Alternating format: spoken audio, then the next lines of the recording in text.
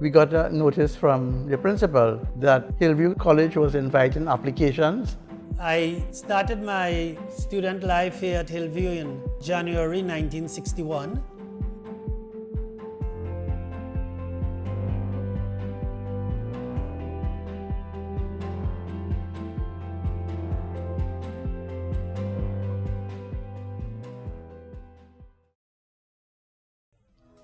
My name is Bedoor Maharaj and I'm a proud Hillview Old Boy. I started my student life here at Hillview in 1961, January 1961. My friend here, however, started 2 years before me. So I want to introduce Ron and to have Ron tell us something about his early days here at Hillview. Yes, thank you, Ron? Thank you, Bedoor. I am Ronald Bhagan, and I attended Tagrigua Presbyterian School. In 1958, we got a notice from the principal that Hillview College was inviting applications to enter the college, and that was in October 1958. I came here, it was one Saturday in October, and I wrote the entrance examination, for which we paid $2 entrance fee, examination fee, to cover the cost of stationery and so. And I was successful and entered Hillview College here in 1959, the 17th of January. Here we met the boys of the original class of 1955, so we became the fifth class, which completed the five forms. We didn't and Ron, who were some of those boys from the original class? Yeah, some of the boys were Stephen Kangal, notable, Bash David, Edward Batson, Kenneth Mahes. Yes.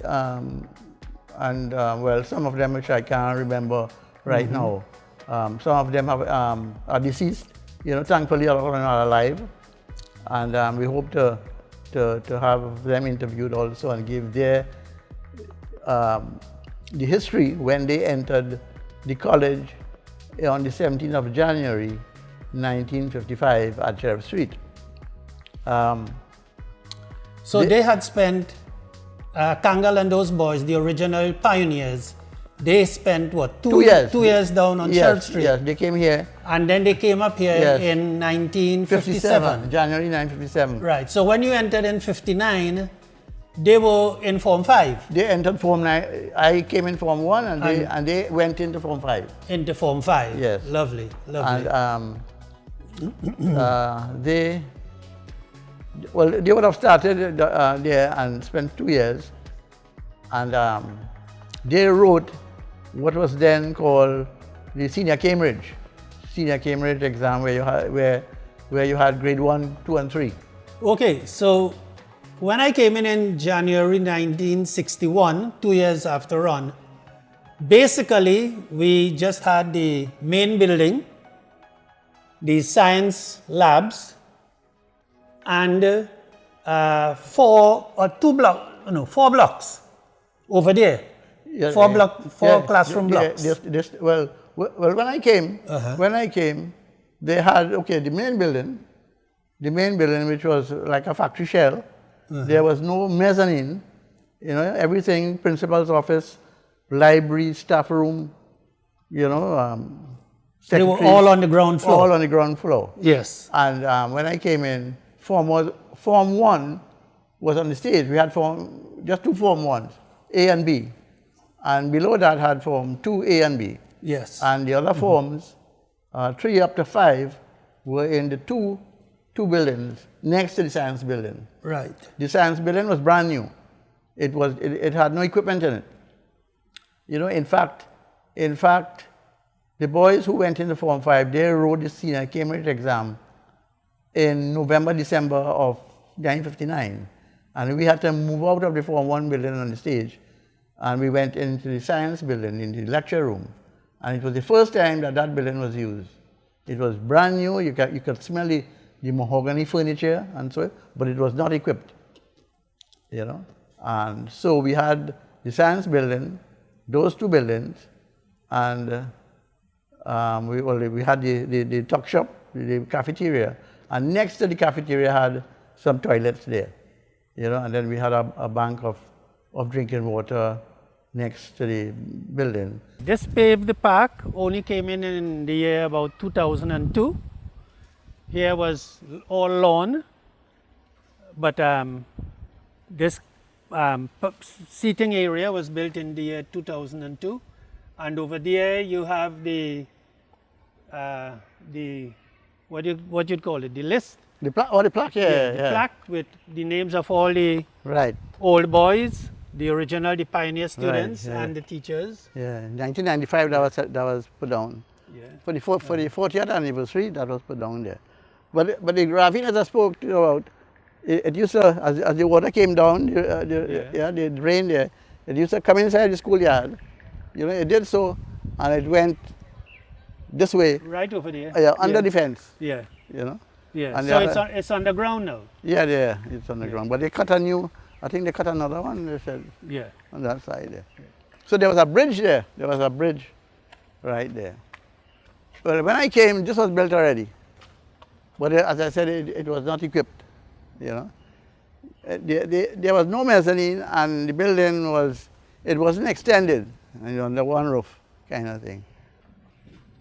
Right. The original school ended here. It was from here. Yeah. That's right. Yeah, with no mezzanine. This was put in after. So.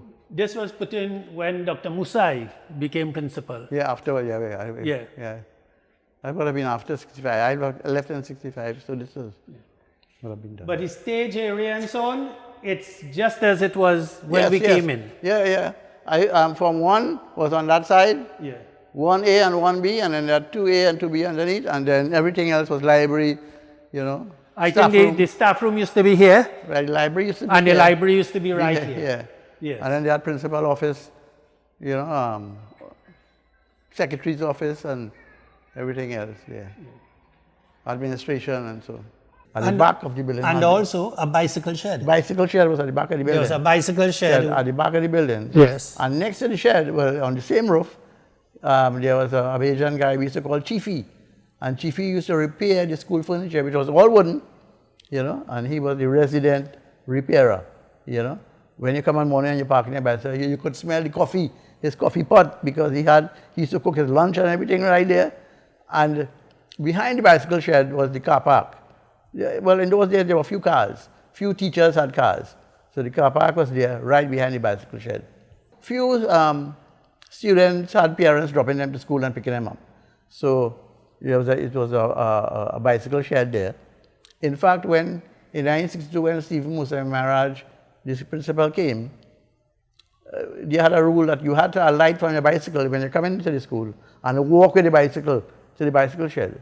And when you're leaving, you had to pick up your bike, walk down there, mount on the bicycle outside the gate, and go down the hill, you know. Interestingly, when I came in 1959, I used to ride up the hill. And I found that from the hospital, you know, where the health center is now, used to be the Tiger River Hospital. From the hospital to Hillview here, I found it was much cheaper than it is now, you know. In fact, you could jump on your bicycle outside the gate there and just coast down. You just sit on the bicycle and go down. And the momentum, and of course the gradient, will take you past Green Street. In fact, I remember one day I almost reached Karamat Shop. Karamat Shop was the shop on the left-hand side, you know, and so. Now, from this point, when you look north, in our days, you did not have the Richard Kokaram Pavilion. Correct, yeah. And you did not have that new blue building. Yes, no, yeah. What you had instead was the cafeteria a big, the cafeteria in the same spot. Yeah. But to the left of the cafeteria, you had a big water tank. Remember the huge water tank on concrete pillars? Yes, yeah. Right? And that sort of dominated the landscape as you walk north going up onto the hill. Well, the cafeteria has a new roof. The roof was a canopy type. It wasn't that sloping roof. And there was a toilet. Yeah. Toilet next to the cafeteria there. And one thing that was notable was that the chimney was devoid of any shrubbery or so, no vines and so growing in it. So you could have seen what they call the fire bricks, that piled up on the chimney. And north of the chimney there was a big drain that used to pass through the school. There was a bridge when you're coming up there. And the drain, that big drain, what we call a ravine, used to make a bend and exit the school under the fence. In fact, we used to go to Ramsai shop, Ramsai there, to buy roti there, and they had a large tree inside the school compound. We used to go under the fence where the water used to pass. They couldn't block it because, you had water going through there, and so. And we used to have lunch and sit down, of course, in your classroom, but if you prefer, you buy a roti by Ramsai, and Ramsai, well, they didn't have tables, but they had a big table, big wide table that fellows used to go and sit down and eat your roti there. Yeah. Well, Ron, when I came in, one of the things that struck me and that I remember very clearly was the small playground on the hill. Oh, yes. Now, that playground on the hill, we love to go up on the hill, like recess time and lunchtime to eat our roti and takari and so on. But it was very small and very stony. Yes. As a matter of fact, the teachers had us form a line and we picking up stones to clear the field. So it was a constant thing about clearing the stones and trying to get the grass to grow. And as a matter of fact, that ground underwent 2 major expansion projects to bring it to the standard and to the size that it is today. So it is very different from the 1960s. As a matter of fact, when we had inter-school cricket in those days, right, we never had any 6 boundaries. If you hit it over, it was a 4. Yes. Yeah, so there were no 6 boundaries on that field. It was only you run 1 or 2 or you hit a 4. And that was it. But right now the field, after all these, the big works and so on, by various principals, the field is in very immaculate condition and correct size for inter-school football or even cricket. Well, we used to use honeymoon ground, for football and so on. But yeah, it was very stony also, but we had no choice because there was nowhere else to play. So we had our sports day and so there at honeymoon ground, football, and so we would play, after school and so, Now, in those early days too, the staff at Hillview was very male-dominated. There would have been 1 or 2 female teachers who would come and stay like for a few months or a year or, not for very long. So the staff was very male-dominated. And as a matter of fact, that lasted throughout the 60s and well into the 70s. And I remember that it was only when like Mr. Stephen C. Prasad became the principal in 1975 that more and more female teachers were being introduced onto the staff. And when Mr. Kokaram also became principal in 1989, a lot more female teachers, whether by design or by coincidence, because not many male figures were going into the teaching profession. So a lot of women teachers were joining the staff. So, and you have the situation today where the staff at Hillview is female dominated. Well, yeah, correct, yeah. Probably 70%, 75% female teachers, which has done a great deal to lift the school, Yeah. because The teachers added knowledge, widened the knowledge pool and so on. But a lot of flair and more colorful. More colorful, and it added it to the whole atmosphere of the school. Yeah, well, also when there were no girls in Form 6 like we have now. No, yes, correct. Yes. But that only came about when Mr. Kokaram became principal. And that was one of the first things he did. Introduce girls into Form 6 in 1990. Yeah. Well, Yeah, well, Bedoor can speak authoritatively on this because he was on staff a very long time, and he reached up to acting principal at one point. And here used to be a volleyball court. They used to play volleyball here. Yes. Yeah. Instead of this blue building, you had the bicycle shed, which was also a workman's shed, tool shed. Yeah. But it also served as a Form 6 classroom, part of it, as a Form 6 classroom in the early days. Yeah. Yes. These concrete steps came in together with the building of the pavilion. Yeah. Otherwise, this was always a grassy part of the hill. Part of the hill, yes, and we used to run up on the hill here. Yeah, in fact. And there were always big boulders at the top of the hill. In fact, you could roll down the hill right into the cafe, the back of the cafeteria. Yes, there were always big boulders where we used to sit to eat our lunch. Yeah.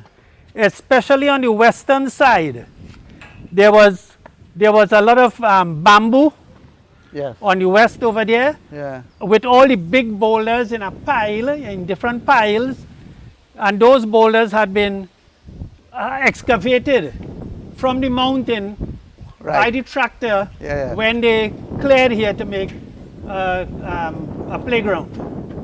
With the two extensions, two major extensions of the cricket field and the cutting, the benching of the mountain, this has given the playground this present size. I think it's regulation size now? It is regulation size, at least for junior cricket and football. Okay. Yes. Yeah. So they do play junior cricket and football on this present field here. Yes. But what I forgot to mention was that when I came up here in 1959, my principal was Russell Alcorn. He was a missionary, and he was down here for a year in place of the substantive principal, who was Isaac Kirkpatrick. And Kirkpatrick remained here until 1962, when Dr. Musa Maharaj became principal. So I think Reverend Alcorn was acting as principal. He was acting here when Reverend Kirkpatrick went back to Canada. Right, he was on follow. Yes. Follow. He was on follow. That's right. So Reverend Kirkpatrick was one of the last missionaries, because as you may know, Reverend Harold Swan, was the first principal who started the school in 1955. Interestingly, Irie High School started on the same day that Hillview started, on the 17th of January 1955. That being a co-ed school. They had boys and girls in the same. Yes. In fact, Kamala Prasad Besesa attended, Richard Kokaram also attended Irie High School. Yes. So one of the things that used to happen in those early days too was that you had this this principle of skipping students from one class, like in my case, I got a skip from Form 2 to Form 4. So I never experienced Form 3 classroom work, Form 2 to Form 4. As a matter of fact, it was a group of 7 of us who got that skip in 1963. So in 64, we wrote the O-level examinations. So we came in 61 and we wrote O-level in 64. And they even gave me a skip in Form 6. So in 65, I wrote the A-level exam, So I think Dr. Musai had introduced that kind of thing when he came in here as principal in 1962. But that was 1965 was the first year that we wrote A-level exams. Before that, we had no A-levels. In fact, Stephen Kangal, after he wrote the senior Cambridge here, he got a grade 1. We had no sixth form for him to go to. So he went to Naparima. He did his sixth form A-level there. He went there at 60, 61, and in 62 he came back here and as a teacher. In fact, he taught me. He came back and taught me geography in Form 4 in 1963. Fall down here. Boy, here now, you got to go to the health center and get attention because, you know, you're getting grazed up with stone and all kind of thing. It was really stony. This is why we had to play football over there. Yes. Yeah. Well, Honeymoon was the real playground for the boys. Yes. But of course, this was to run around and so on. Yeah. But still, we had the cricket pitch, you know. Yeah. And I remember in my time, we had bamboo goalposts. Oh, yeah. Bamboo goalposts. Oh, yeah, so there's no cricket pitch here again. So right now, there's no cricket pitch here. Yeah. Because all the cricket is played either over there or on some other ground. Yeah. The ravine that feeds that area, that runs down on that area, is up in that corner up there. Yeah. And in our time, boys love to break beach And going about and go up to the ravine to smoke and to lime. Yeah. Right now, however, the whole place is fenced. Yes. And I don't think right now any of the boys could escape Could get out here. to get out and go to break beach. Oh, well, okay, in our day, we entered, we had no monogram. We entered in short pants. We had khaki short pants. In fact, it was they say khaki is not a fabric, khaki is a color. So it was a khaki drill, short pants. The uniform was blue shirt, your khaki pants as we used to call it, your blue socks and your leather shoes. But what about the formal uniform? Oh, well, the formal. With the blazer. Right, but the blazer only came in 1962 with Stephen Maharaj, where we had the blazer, and the formal wear was white shirt, white pants, the blazer, and a collared tie. And a tie. Yeah. Now, I still have my tie. The tie now that I use is a different tie. But Yes, because the present tie is all maroon. With the monogram. Yes. Right. And that only came in about the year 2001 or 2002. But the original tie was maroon with some diagonal yellow stripes, gold stripes, as we say. That's right. That's right. One of the features of the original blazer was that we used to use the blazer on opening day and closing day, and if a shower rain catch you out there, the blazer, the red would run on your shirt. You remember that, Bedoor? Yes. You know. Yeah. But another thing I want you to say is that when I came in, I think when Bedoor just came in when the Concordat kicked in. The Concordat was written, they say, in December. I think it's either Old Year's Day or Christmas Eve Day. You know, so it only kicked in 61. Prior to that, the school administration had to hire teachers, and so let me also say that, but the school fees, our school fees was $16 a term, you know, which I don't know the guys who came in 955. I assume that they were also $16.